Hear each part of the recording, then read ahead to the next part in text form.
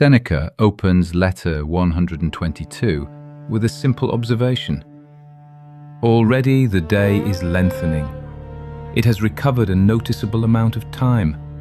I myself can see that it is growing.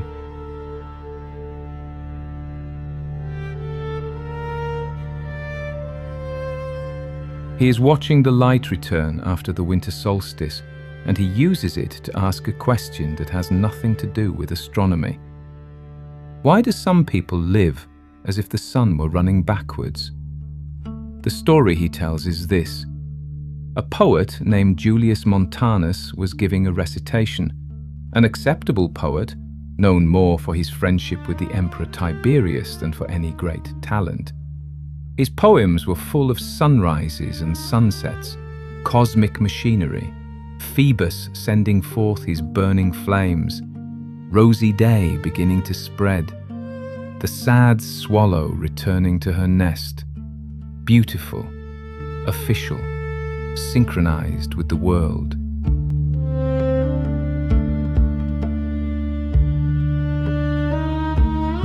In the audience sat a Roman knight named Varus, a man known for his wit, the kind of wit that is sharpened at expensive dinner tables. When Montanus recited his sunrise verses, Varus called out, "Buta is ready for sleep." When Montanus recited his sunset verses, Varus called out again, "What are you saying? Is it night already? I must go to make my daily visit to Buta." Buta was a man who lived entirely inverted. He slept through the day. He woke at dusk. He was alive precisely when the official clock said the world was closing down. The joke landed because everyone in that room knew Buta. His inverted life was famous.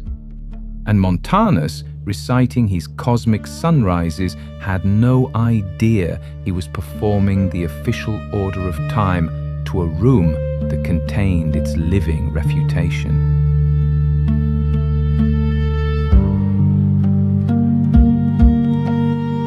Now here is Seneca's actual point, and it is sharper than the joke. The reason why some people live this way is not that they think that night itself has something particularly pleasant about it, but that they are not satisfied by anything ordinary. This is not about night versus day.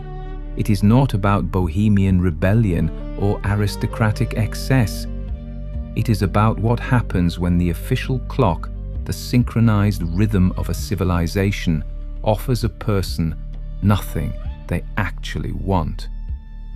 Buta did not choose darkness because darkness was better. It chose it because the daylight world, with all its Phoebus and rosy dawns and shepherds folding their flocks, had nothing in it for him. So he built a counterclock and ran it quietly at the edges of the empire, until a poet accidentally recited the official time in front of someone who knew him. Seneca ends the letter with a line that should make us uncomfortable. Each person's day is long for the person who gets up early. He means it as a rebuke to the inverted ones. Rise with the sun, live in step with nature, do not waste the light. But we can read it the other way. What if the official clock is no longer the sun?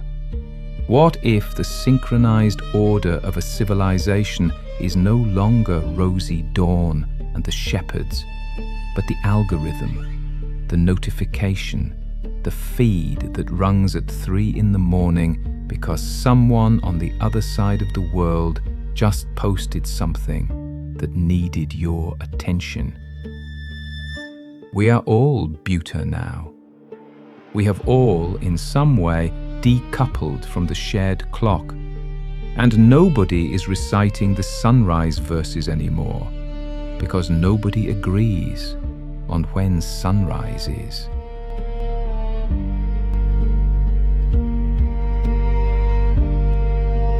Seneca thought the inverted life was a moral failure, a refusal of nature, a symptom of souls that could not bear the ordinary. He may have been right about Buta.